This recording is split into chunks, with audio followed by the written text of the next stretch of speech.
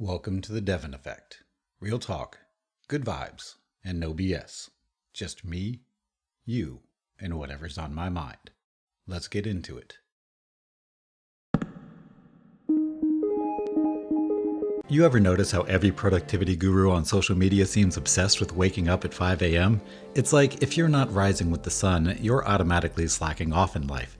Everywhere you look, whether it's some billionaire grindset influencer or a self-help book, it seems like the secret to success is getting up early, meditating for 30 minutes, drinking some fancy green smoothie, and journaling about how grateful you are before the rest of the world even hits snooze. I'm not here to knock anyone's hustle.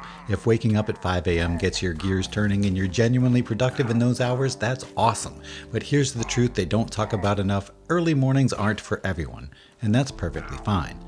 Where did the early bird obsession even come from? Historically, waking up early made a ton of sense. Before electricity, humanity had to live by the sun schedule. You rose when it did, worked while there was daylight, and called it quits once it set. If you didn't, well, good luck plowing a field or mending tools by candlelight. Productivity wasn't about mindset hacks, it was about survival and practicality. Fast forward a few hundred years and we've got electricity, smartphones, and 24/7 access to whatever entertainment we could possibly crave. Yet for some reason, that early bird gets the worm mindset has stuck around like a stubborn piece of gum on the bottom of society's shoe. And while it worked great for farmers, factory workers, and anyone operating on a fixed daylight schedule, we're living in a time when technology gives us the freedom to choose when we want to work. So why are so many people still obsessed with rising before dawn? The night owl experience, my personal journey. I've never been an early bird. Even as a kid, my sleep schedule didn't fit the typical mold. My friends would be asleep by 9 p.m. while I was wide awake, lost in a book, playing games, or just letting my thoughts wander. My parents weren't super strict about bedtime, and I think they eventually just gave up trying to force me into a schedule that clearly didn't mesh with how I functioned.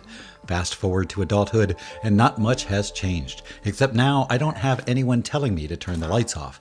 The struggle wasn't just waking up early for school. It was feeling like my brain refused to function before noon. Mornings felt like an uphill battle against my own biology. Sure, I could physically drag myself out of bed, but mentally I wasn't fully there until at least lunchtime. But here's where things got interesting. While mornings were rough, nights were magic. I'd find myself deep in creative flow after midnight, pumping out ideas, writing, editing, or brainstorming new projects. It was like my brain's on switch didn't flip until the rest of the world started winding down. And guess what? I'm not alone. Creativity thrives at night. For some of us. There's actually science to back this up. Studies have shown that night owls tend to be more creative, and there are a few reasons for that. Quiet time. At night, the world slows down. Fewer distractions, no emails coming in, no buzzing phone notifications. It's just you and your thoughts. Relaxed focus. Our brains enter a more relaxed state in the evening, making it easier to think creatively and connect seemingly unrelated ideas. Nonlinear thinking. Late night hours seem to encourage abstract thinking and outside-the-box solutions, which is why many artists, writers, and other creative professionals do their best work after dark. That doesn't mean early risers can't be creative too. There are plenty of morning people who are insanely innovative, but the idea that creativity must happen in the morning, that's just a myth built on old-school routines that don't apply to everyone. Structure versus flexibility. The freelance dilemma. Now here's where things get tricky for people like me who have the privilege and curse of setting their own schedules, especially freelancers. When you don't have a boss breathing down your neck or a punch clock to hit, you might think, this is perfect. I can finally work when I want to. In theory, that sounds ideal. In practice, it can be chaos if you're not careful. I've had weeks where I went to bed at 2 a.m., woke up at 10 a.m., and felt like a productivity god. Then, without realizing it, I'd push bedtime to 4 a.m., wake up at noon, and suddenly the whole day felt like it slipped through my fingers. The lack of structure becomes a double-edged sword. Sure, you're free to work when inspiration strikes, but without some form of routine, you risk burning out or falling into a cycle of procrastination. The answer isn't forcing yourself into a 9-to-5 schedule. It's about creating a routine that works for your natural rhythm. How to find your optimal sleep and work schedule. Track your energy levels. Pay attention to when you feel most energized during the day. Is it early in the morning, mid-afternoon, late at night? Your body will tell you when it's ready to work. You just need to listen.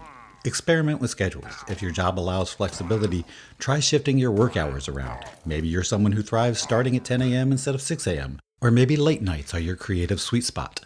Create non-negotiable sleep windows. Even if you're a night owl, try to go to bed and wake up around the same time each day. Irregular sleep patterns can mess with your energy and focus, no matter what your natural rhythm is. Set boundaries for late night work. Creativity is awesome, but burning the candle at both ends isn't sustainable. If you're doing late night creative work, set limits so you're not sacrificing the next day's productivity. Own your schedule. Don't apologize for it. Society is obsessed with early risers, but that doesn't mean your schedule is wrong. As long as you're getting your work done and staying healthy, embrace the routine that works best for you. You don't have to wake up early to be successful.